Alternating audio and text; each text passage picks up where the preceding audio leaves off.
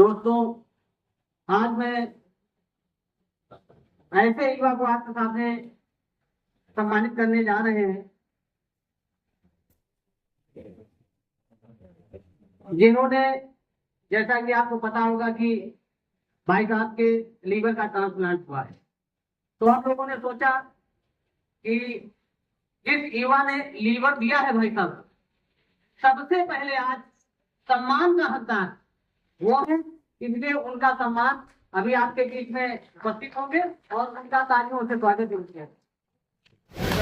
दोस्तों, हमारे बीच जतिन ठाकुर आ गए हैं और इनका तालियों के साथ स्वागत करें, क्योंकि इन्होंने ही हमारे बड़े भाई आदरणीय निमलेश ठाकुर को अपनी किडनी दान की है और आज उन्हीं की वजह से 7 साल से 32 साल बनाने में इनकी अहम भूमिका है। और हमारे निमलेश ठाकुर के परिवार को भी मैं बहुत बहुत नमन और बहुत बधाई देता हूँ कि पूरा परिवार चट्टान की तरह दोस्तों खड़ा रहता है।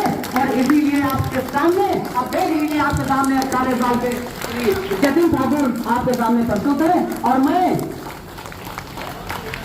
राष्ट्रीय संयोजक आदरणीय डॉक्टर सीके वर्मा जी से कहूंगा कि जतिन का सम्मान गुलदस्ता भेंट करके उनका स्वागत करें।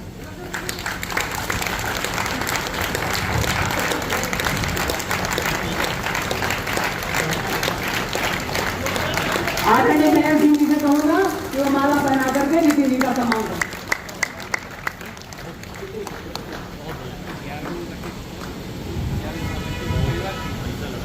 आदरणीय बीरेंद्र सिंह जी, अब आदरणीय नेम सिंह जी से मैं अनुरोध करूंगा कि वो जतिन ठाकुर का माला पहना के सम्मान करें।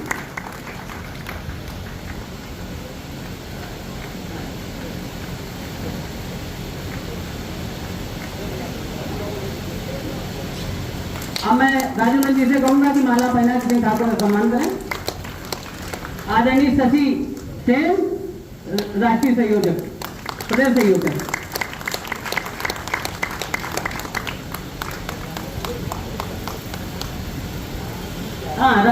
राम जी से मैं अनुरोध करूंगा कि माला पहना के जतिन ठाकुर का स्वागत करें।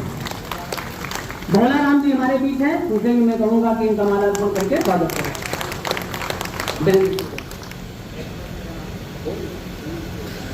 और हमारे बीच कर्नल उमाशंकर जी भी आज, ये मेरा सौभाग्य है कि आज हमारे बीच कर्नल उमाशंकर जी भी है। मैं भी उनसे अनुरोध करूंगा कि वो भी माला पहना के जतिन ठाकुर का स्वागत करें।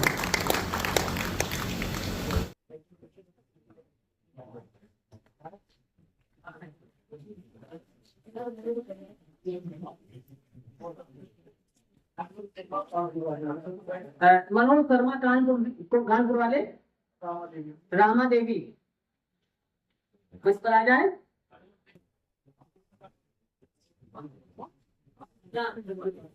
हाँ, रजन जी जहाँ से मंच पे आ जाए।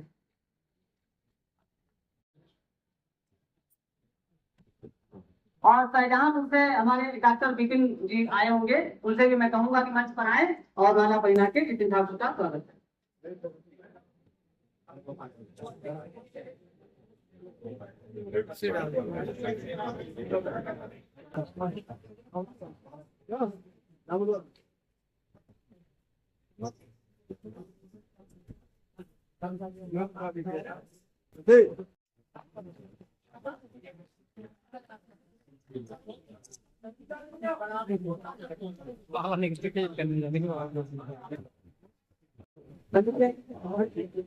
संजू भैया अपने बेटे का स्वागत करने जा रहे हैं। स्वागत है भाई।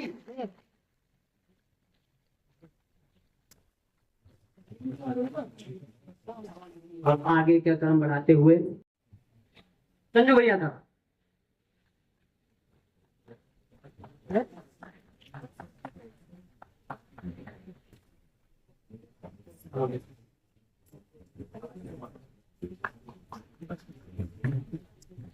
निकल जाने दीजिए थोड़ा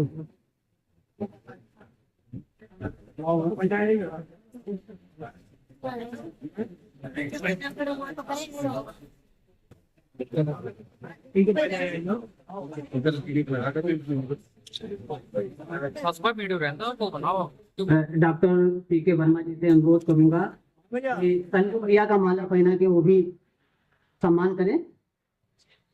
डॉक्टर सी के वर्मा जी, संजू भैया का माला पहना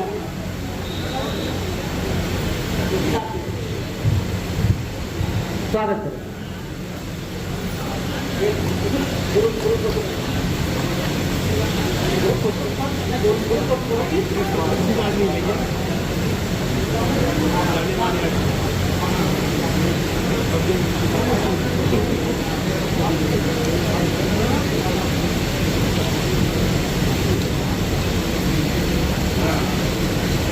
एक मिनट के लिए राजू नंदी हमारा मंच संभाले, मैं भी तो स्वागत कर लूं।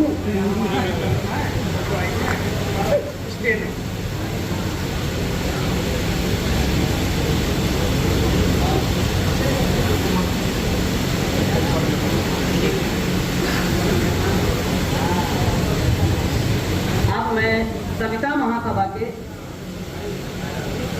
दिलीप जी को, कैप्टन दिलीप जी को मैं आमंत्रित करूंगा कि आए और माला पहनाकर संजू भैया का सम्मान करें।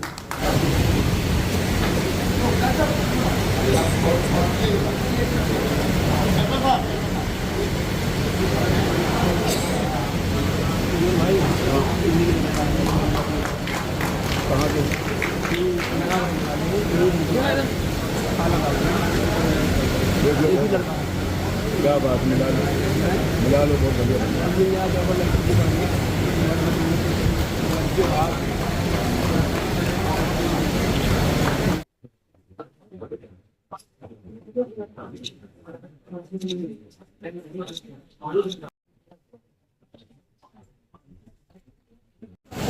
प्रदेश संयोजक राजू नंद जी से कहूंगा कि माला पहना श्री पाल जी का स्वागत है।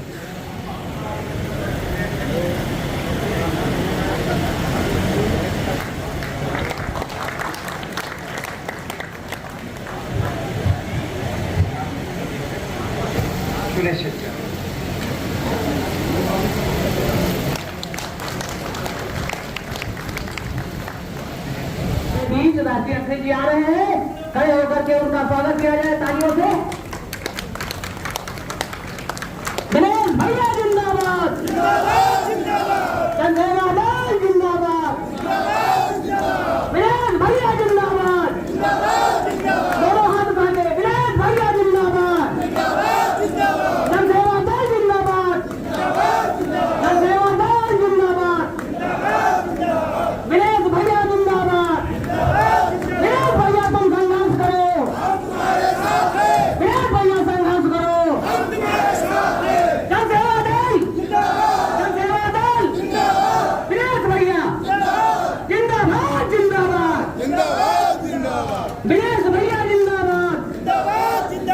सब लोग अपनी जगह पर बैठ जाए और राष्ट्रीय अध्यक्ष जी आपके बीच आ गए हैं और भोलाराम जी कुछ अपनी बात कह रहे थे, मैं उनसे कहूंगा कि वो अपनी बात को कम समय में रख करके और आदरणीय राष्ट्रीय अध्यक्ष जी के विचारों को सुना जाए। अभी मंच पर हमारे राष्ट्रीय संयोजक और विधान केसरी के संपादक आदरणीय बड़े भाई साहब विनेश ठाकुर जी मंच पे हैं, जो कि इन्होंने एक समाज को नया प्लेटफॉर्म बना करके तैयार करके दे दिया।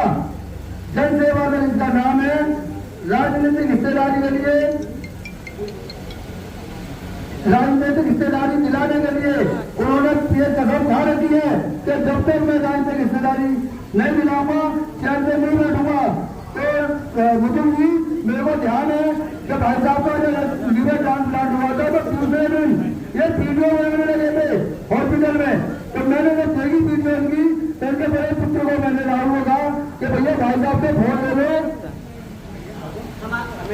हमारे बीच सविता महासभा के कैप्टन दिलीप जी आ रहे हैं और आरपी नंदी और गुलदस्ता भेज करके कृपया अनुरोध है कि पेड़ न लगाएं भाई साहब के पास, और पेड़ न लगाएं, रेस्पिरेशन से कंटामिनेशन होता है।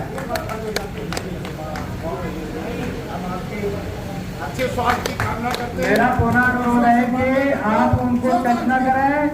कृपया मेरा अनुरोध है कि भाई साहब को टच न करें।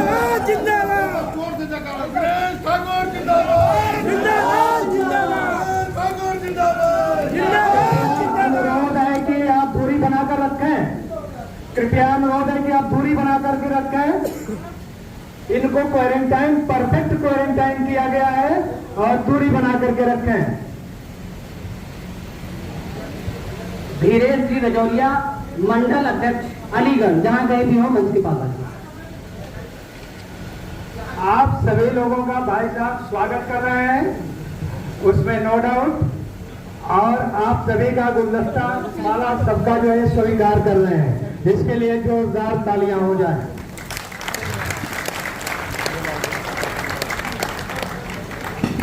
तीन महीने का जो परफेक्ट क्वारंटाइन है, कोविड से भी ज्यादा क्वारंटाइन है। इसलिए मेरा अनुरोध है कि जो भी अपने लोग हैं इस बात को अन्यथा न लें और भाई साहब का ध्यान रखें। धन्यवाद। आगे के क्रम को बढ़ाते हुए आदरणीय प्रदीप नंदवंशी जी से कहूंगा कि मंच पर आएं और अपने कम समय में विचार। मानसरोवर योजना में बगल से आए हुए, पता में नाम नहीं मालूम है, मंच पर आ जाएं और स्वागत के लिए वो आए हैं। तो मैं चाहूंगा कि नितिन जी का स्वागत करने के लिए आ जाएं।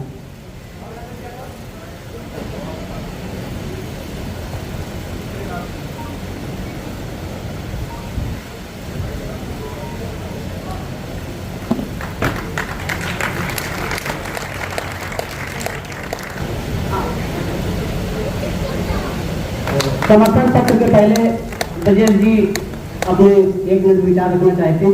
मैं उनसे कहूँगा कि अपना विचार रख के और अपना जो भी समर्थन पत्र है। बहुत बहुत धन्यवाद आपका। यहाँ पर उपस्थित सभी बंधुओं का मैं हार्दिक स्वागत एवं अभिनंदन करता हूँ। मैं ज़्यादा समय आप लोगों का नहीं लूँगा, क्योंकि हम सभी लोग अपने यहाँ पर राष्ट्रीय अध्यक्ष जी के विचारों को सुनने के लिए आए हुए हैं। तो मैं चाहता हूँ कि इस मंच पे अधिक से अधिक जितनी भी देर हमारे राष्ट्रीय अध्यक्ष जी हैं वो अपना समय दें और हम लोग को अपने वक्तव्य और विचारों से आगे की रूपरेखा से हमें बताएं क्या करना है। तो ज़्यादा समय हम नहीं लेंगे आप लोगों से, और मैं चाहता भी नहीं हूँ कि अब सब लोगों से बार बार कोई लोगों को बुला के लोगों से भाई आप जो भी डिसाइड करें हमें नहीं पता। लेकिन मेरा मानना है कि राष्ट्रीय अध्यक्ष जी के द्वारा जो भी है संबोधन कराया जाए। और मैं नंद युवा वाहिनी की तरफ से जन सेवा दल को पूरा समर्थन दे रहा हूं और हमारी पूरी संस्था, जितने भी जिलों में हमने अपनी कमेटी बनाई हुई है, पूरी संस्था लगी हुई है और पूरी संस्था का डिसीजन है कि जन सेवा दल के साथ हम लोग काम करेंगे और तन मन धन से हम लोग पूरी तरीके से जो समर्थन देने के लिए तैयार हैं। और उसी विषय में मैं आज यहाँ पर आया हूँ। धन्यवाद।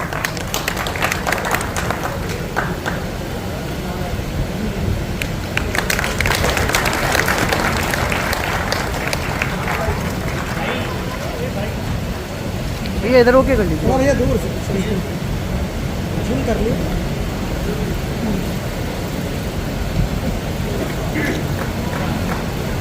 आगे के क्रम को बढ़ाते हुए मैं मनतोष ठाकुर जी से कहूंगा कि वो मंच पर आए और अपना विचार रखें।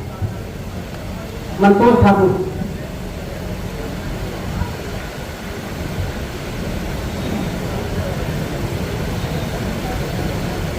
इतने अल्प समय में 3 टाइटल बदल दिए आपने लगातार। साथियों से कोई वक्ता मंच पर आया करे तो युवा साथी है, इनका स्वागत थोड़ा अच्छे से किया जाए।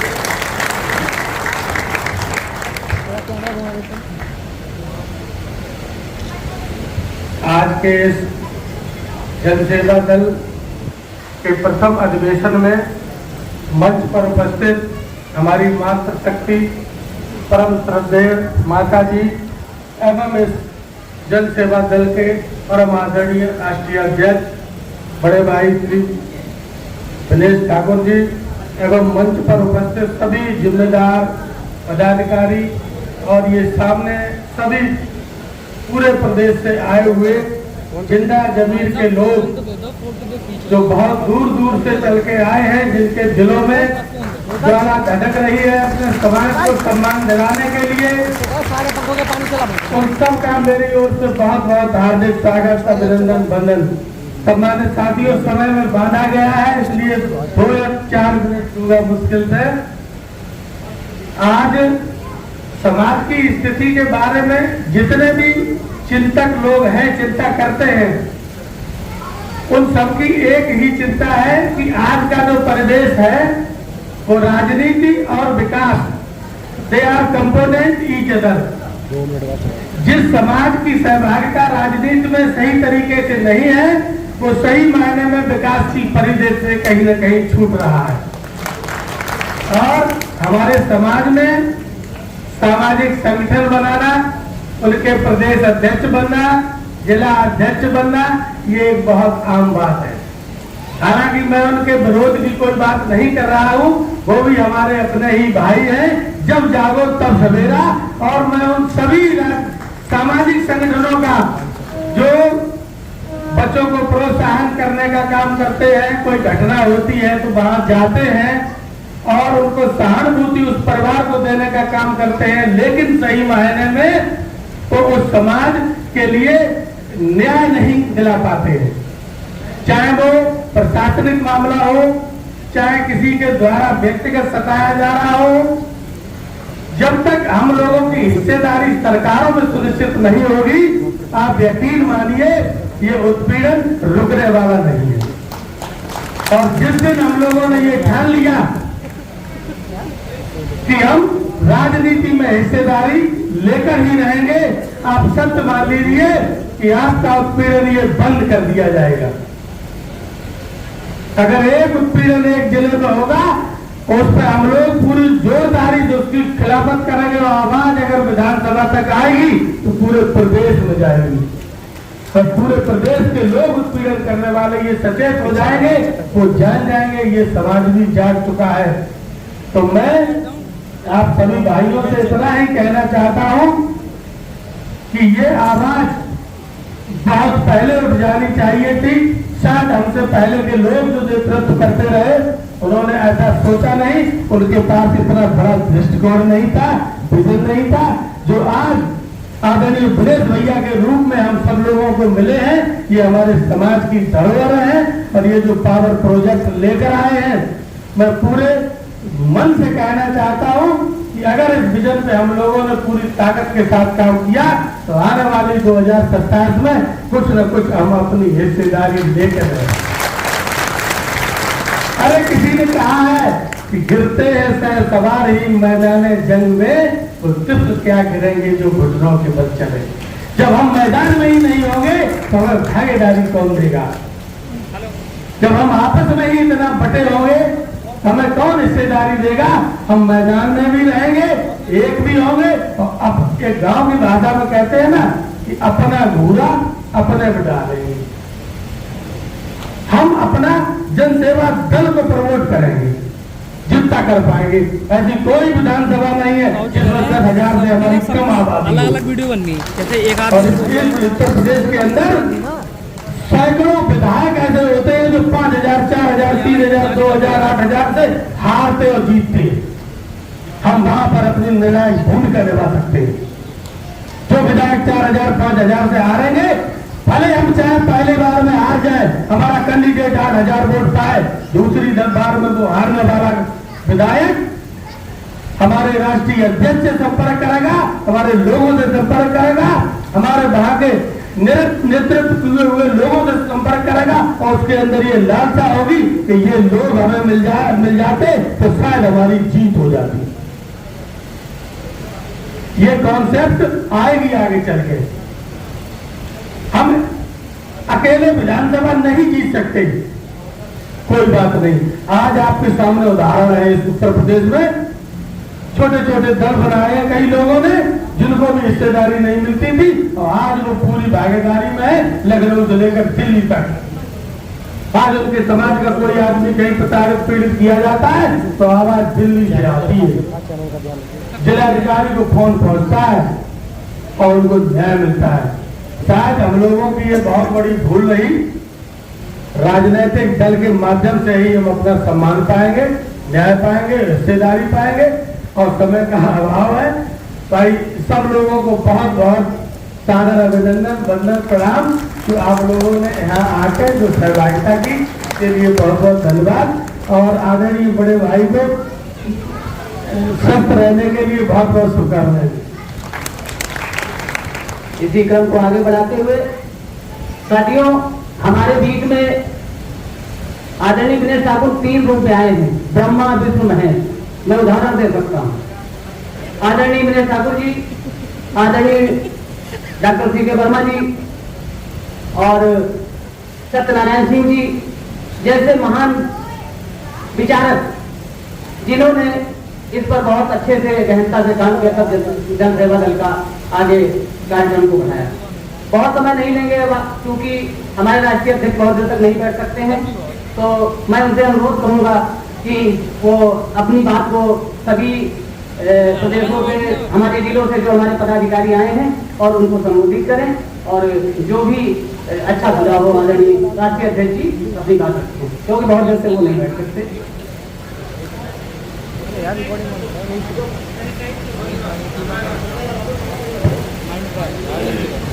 ज्ञान सेवा दल,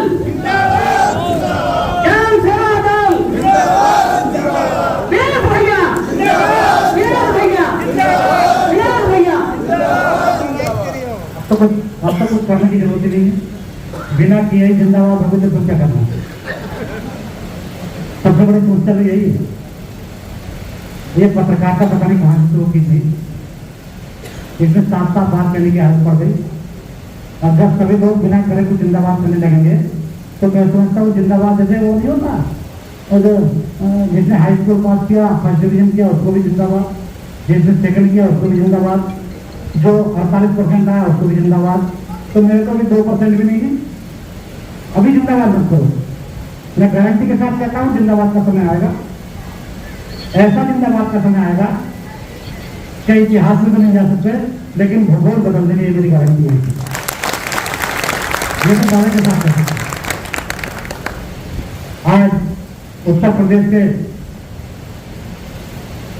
विभिन्न जिलों से 5-5, 3-3, 4-4 लोगों को बुलाया गया था।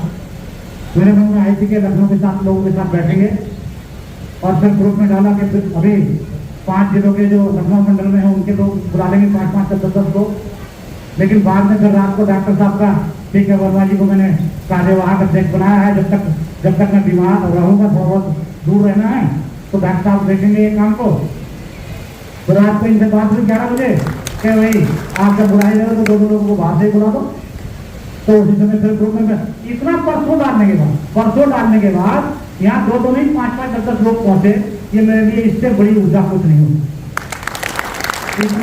इतना तो डॉक्टर बीएलके वाले भी ठीक नहीं कर रहे हैं मुझको, जितना समाज के लोग कर रहे हैं। और इसी चक्कर में मैं तेजी के साथ चलने में निकला। जब से लिवर ट्रांसप्लांट की बात आई है तब से 7वें दिन से लगातार काम कर रहा हूँ। और मैं आपको बता देना चाहता हूँ कि विनेश ठाकुर को 57 साल की उम्र में खत्म हो चुका। विनेश ठाकुर 57 साल की उम्र में खत्म हो चुका है। मैं आपके सामने जो आया हूँ, अगर मैं अभी उससे पहले स्पीड उतनी नहीं थी मेरी, जब मैंने एक काम किया था उतनी स्पीड नहीं थी। लेकिन जब मैंने देखा कि पहले लीवर, अभी मेरे पास 1 साल की गुंजाइश है लीवर को ट्रांसप्लांट करने के लिए, लेकिन मेरे मन में ये बात थी कि यार लीवर ट्रांसप्लांट का बड़ा मैटर है, इसमें क्या होगा क्या नहीं होगा ये तो मैं नहीं कह सकता, लेकिन मुझे डर जरूर लग रहा था। मैंने समझा पहले लीवर ट्रांसप्लांट करा दूं, अगर सही रहा तो 2-4 नेताओं की बुराई हमसे झेलने को मिलेगी, तो तब तो झेलूंगा, और अगर नहीं ठीक हुआ तो कोई बात नहीं, फिर काम खत्म। तो ये मेरे मन में आई। आज की तारीख में मैं आपकी दुआ से, आपके आशीर्वाद से मैं पूरी तरह से कंप्लीट हूँ। और बस खाली 1 महीने के लिए मुझे डॉक्टर ने कहा है कि अभी आपको 1 महीना और लोगों से दूर रहना है, क्योंकि इसमें इन्फेक्शन का मामला है। तो मैंने आप लोगों को जो बताने के कहा है, ये जो प्लान किया है ना, ये प्लान ना तो समाज के लोगों को या ओबीसी के लोगों को कोई किसी तरह का कोई आंदोलन नहीं करना है। हम लोग यहाँ के मतदाता हैं, हमारा संवैधानिक अधिकार है। मैं ये देख रहा हूँ कि पत्रकारिता करते हुए लंबे समय से कि आज तक सैन सनितानंद समाज का कोई व्यक्ति विधायक नहीं बन सका। इस 77 साल की आजादी में, आजादी के बाद से आज तक हमारे लोग कई नंदवंशी बने रहते हैं, कई शहर हैं, कई कुछ, ये सबकी मजबूरी है, बने रहे, इसमें कोई बुराई नहीं है। लेकिन सबसे बड़ी बात है कि जब तक जाति प्रमाण पत्र जारी नहीं होगा, जब तक हम अपने आप को कुछ भी करते रहें। मैं कहता हूँ लोगों से, बहुत लोग आते हैं, मैं लोगों से कहता हूँ कि भैया ये बताओ, मेरे पिताजी 2 लाख बीघा के किसान थे, मैं देश का राजा था। अरे आज की तारीख में हम क्या हैं? मैं अपने लोगों से कहना चाहता हूँ कि समाज के लोगों, इतिहास में झांकना बंद करो, इतिहास को याद रखो, इतिहास को याद रखो, लेकिन वर्तमान को जरूर याद रखो। आज वर्तमान में आप लोग कहाँ खड़े हैं? मैं दावे के साथ कह सकता हूँ, जिस दिन मुझे लीवर की बीमारी का पता चला, मैंने अपना लीवर ट्रांसप्लांट करा दिया। यदि आप लोगों को अपनी बीमारी का पता चल जाए तो मैं दावे के साथ कह सकता हूँ, आप उसका इलाज कराने सौ को जाओगे, ये मेरी गारंटी है। जब हमारे लोग बीमारी मानने को तैयार नहीं, हमारे लोग बीमारी मानने को तैयार नहीं है। आज की तारीख में जब से मैंने जगाने का काम किया है, लोगों ने बीमारी को मानने का काम शुरू कर दिया है। और जिस दिन ये अपने, हमारा ऐसा कोई गाँव नहीं है, ऐसा कोई उत्तर प्रदेश नहीं, देश भर में कोई गाँव नहीं है जिस तरह हमारे लोग व्यवस्था करते हों, कहीं 20 वोट रहते होंगे, कहीं 50 वोट रहते होंगे, कहीं 100 वोट रहते होंगे, और कहीं कहीं विधानसभा में 25-25 हजार वोट हैं। लेकिन हम लोगों को ताकत का एहसास नहीं है। दूसरों के गले में माला डालते घूमते हैं, अपने गले में माला डालने का काम नहीं करते हैं। मेरा आप लोगों से अनुरोध है कि यदि जितने लोग यहाँ बैठे हैं, अगर मेरे विजन में जुड़ जाते हैं, तो मैं दावे के साथ कह सकता हूँ कि उत्तर प्रदेश में आप लोगों के बिना सरकार नहीं बनेगी, चाहे वो सरकार किसी की गारंटी है। बस मैं ये चाहता हूँ कि जिस तरह से मैंने प्लान किया है, मैंने अपने आप को निछावर कर दिया समाज के ऊपर, और मेरी गारंटी है, सबसे पहले मनीष ठाकुर आप लोगों के सामने वादा करता है कि सरकार में इस हैसियत से खड़ा हो जाऊंगा, इस तरह से आप लोगों को खड़ा कर दूंगा। मेरा तो कोई पता नहीं मैं खड़ा हो पाऊँ कि ना हो पाऊँ, लेकिन समाज के 10-15 विधायक तैयार करके खड़ा कर दूंगा, जो सरकार बनाने और बिगाड़ने की क्षमता रखेंगे। और जब सरकार बनाने और बिगाड़ने की क्षमता रखेंगे, तो ये भी आप लोगों से वादा करता हूँ कि सबसे पहला काम जाति प्रमाण पत्र जारी कराने का होगा। और ये केवल यही नहीं, जो दूसरे लोग हैं वो भी जाति प्रमाण पत्र जारी करने का काम, क्योंकि हमारे लोग बड़े हीनता महसूस करते हैं। और उसमें ये नंदवंश का कौन नहीं जानता नंदवंश को? नंदवंश की बात है, सबके सामने मौजूद है। आज हम लोग अपने आप लोगों से ये भी कहना चाहता हूँ कि आप लोग अपने जीवन में जिसको भी माने, आइडियल माने, बिना आइडियल माने किसी का कुछ नहीं हो सकता। आप नेताजी मुलायम सिंह को आइडियल मान सकते हैं, जिन्होंने समाज के लिए बहुत बड़ा काम करने का काम किया। आप काशीराम जी को आइडियल मान सकते हैं, जिन्होंने समाज के लिए बहुत बड़ा काम करने का काम किया। लेकिन दूसरों को आइडियल मानना आप लोगों से दूर हो जाना चाहिए। जो लोग दुष्ट हैं उनको समझ जाना चाहिए कि इनको हम आइडियल नहीं मान सकते, क्योंकि वो हमें कहाँ रखते हैं, कहाँ नहीं रखते हैं, सब लोग आप सभी बातें जानते हैं। तो मेरा आप लोगों से अनुरोध है कि आप लोग ईमानदारी और निष्ठा के साथ इस दिनेश ठाकुर को, अपने छोटे भाई को या बड़े भाई को जो भी समझते हो, उसको केवल 6 महीने का टाइम देने का काम करें। और अगर 6 महीने के अंदर आप लोगों को भरोसा हो जाता है कि दिनेश ठाकुर जो कह रहा था उस रास्ते पे हम चल पड़े हैं, तब तो मेरे साथ उठने की जरूरत है। वरना अपना काम देखना, जो आप जाति का संगठन चलाते हैं उसको चलाने का काम करना, मुझे कोई आपत्ति नहीं होगी।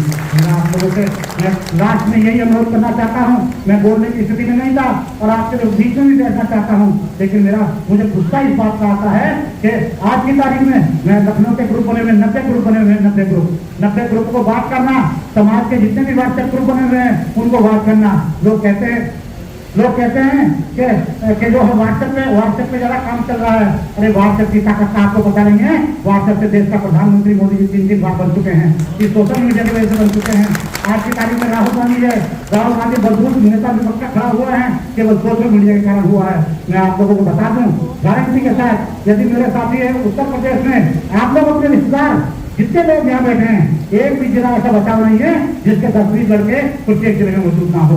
और ये अनूप बैठा है सामने, ये अनूप को मैं पिछले कितने महीने से समझा रहा हूँ, कितने नेताओं के पास आया जाता है, सारे नेता इसको जानते हैं। ये गुरजेश है, ऐसे लड़के कहाँ मिलते हैं देखने को? मुझे दिखाओ कहाँ मिलेंगे ऐसे लड़के देखने के लिए। लेकिन ऊर्जा की कमी है, रास्ते की कमी है, रास्ता देने वाला कोई नहीं था।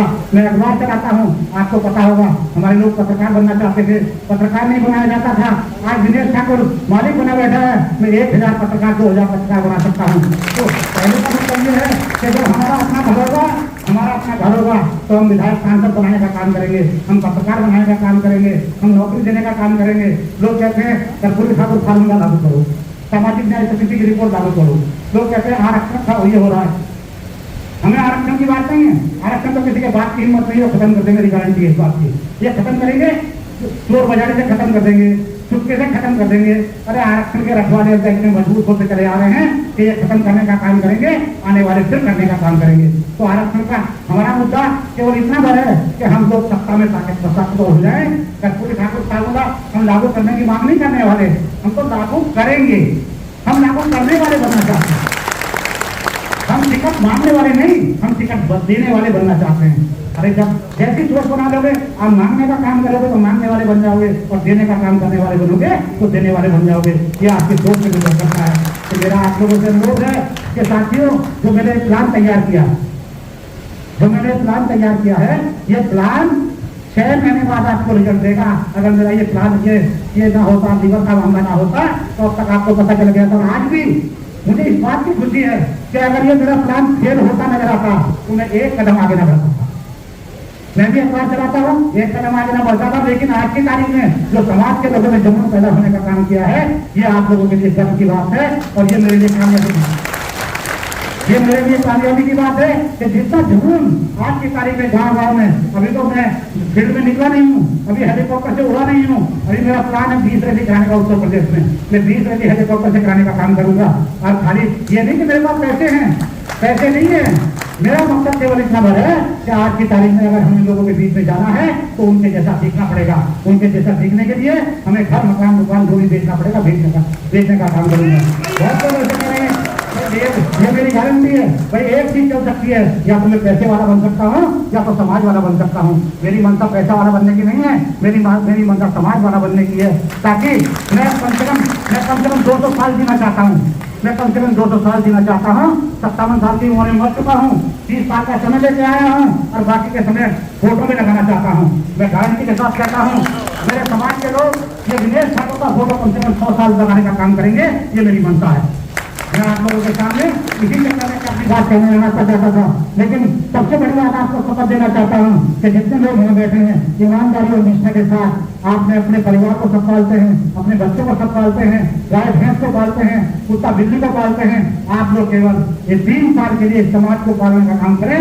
3 साल तक, अब वो भी फालतू टाइम में, आपको बहुत ज्यादा टाइम लगाने की जरूरत नहीं है। मेरे 5 प्रोजेक्ट हैं, 5 प्लान मैंने तैयार किए हैं।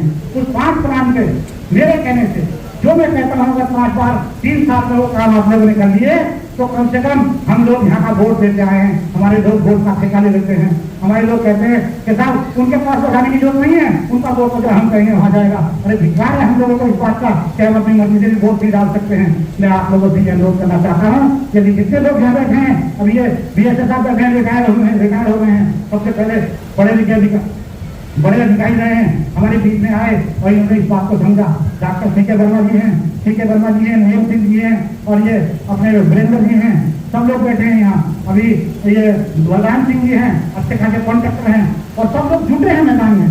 मैं आप लोगों से केवल इतना कहना चाहता हूँ कि आप लोगों ने जितना काम किया है, सभी है हमारी, ये राजौल है, वहाँ से काम कर रहे हैं। भोला राम है, एक इनका भाई एक्सपायर हुआ और इन्होंने कानपुर की मीटिंग अटेंड की।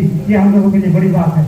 मतलब ही रात में मैंने बात हुई, मुझे कहा DK श्रीवास्तव जी, मैंने कहा भाई मैं बोला तुम्हारे भाई एक्सपायर हुए हैं। उसने भाई साहब अब बताओ, वो तो चले गए, लेकिन जो जाने वाले हैं उनको रोकना है,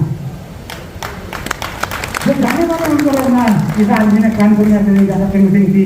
अभी हमारे सत्कार कर रहे हैं मुर्तुल जी, सब कुछ काम फुर्सत ना होते हुए भी अभी इनको कहा उड़े चले जाओ, वहां जाकर उड़े पूछे भैया क्यों भेजा मुझे।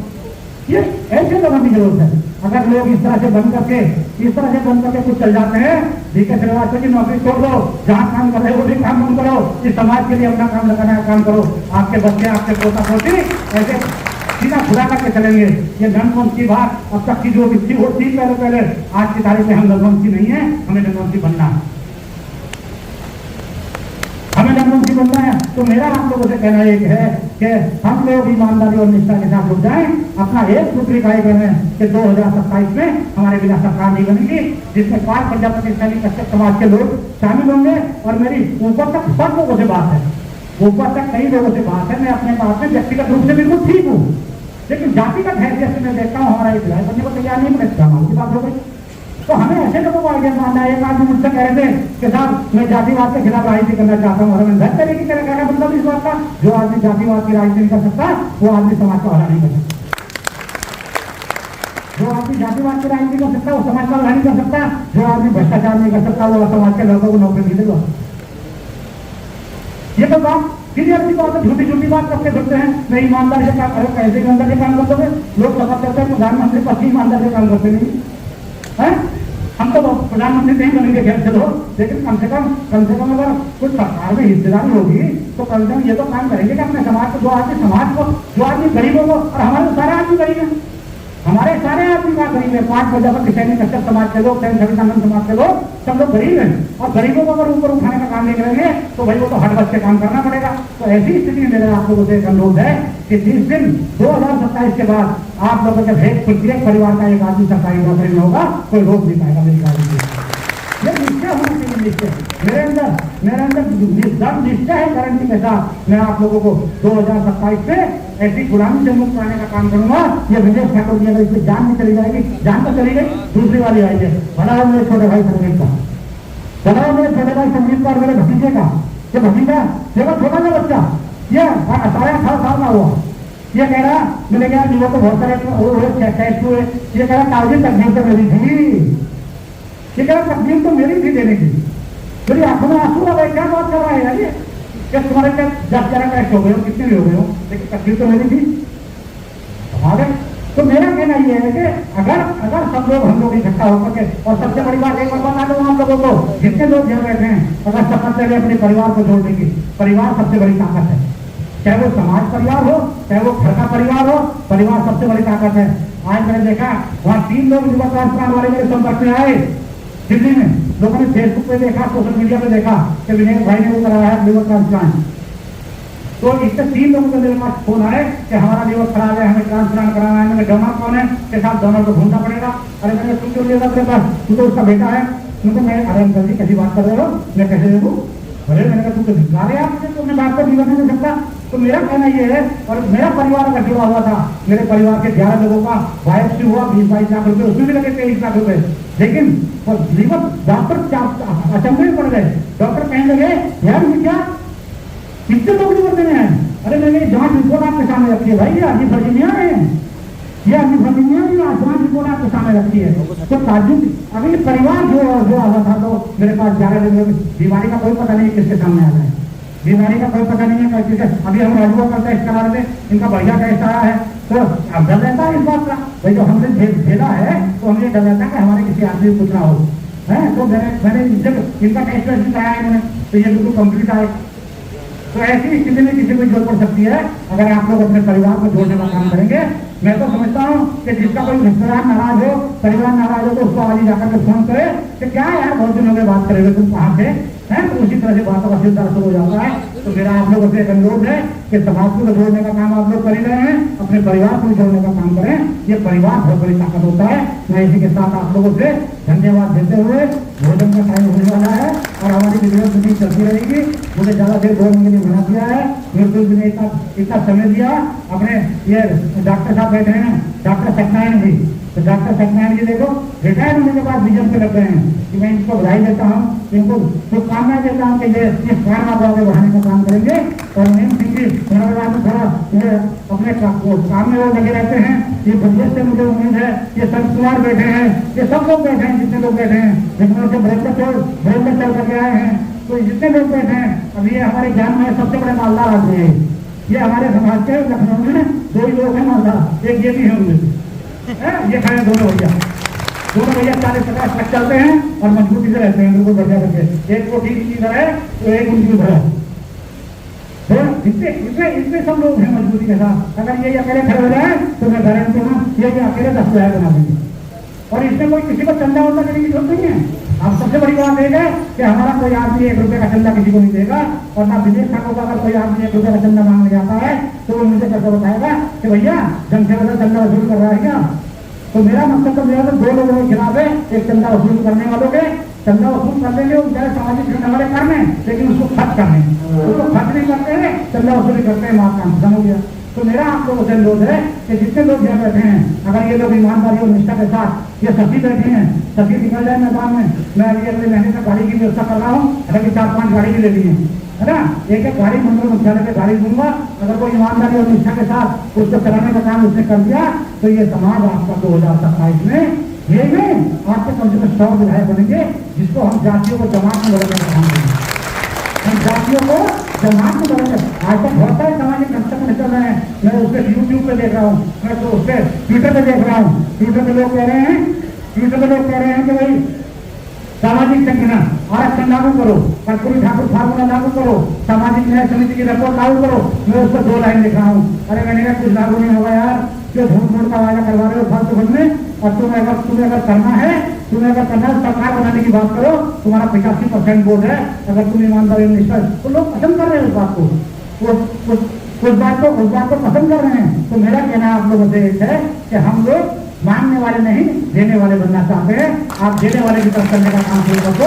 मैं गारंटी के साथ कहता हूँ कि दिनेश ठाकुर आपसे वादा करता है 2027 तक, 1 साल बाद तो आपको पता चल जाएगा कि 2027 में हमको कामयाबी मिलेगी।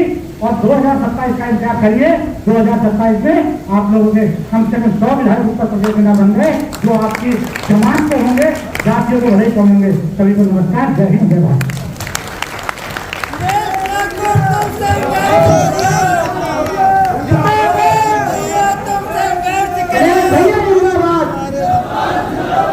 जनसेवा दल जिंदाबाद, जिंदाबाद, जिंदाबाद।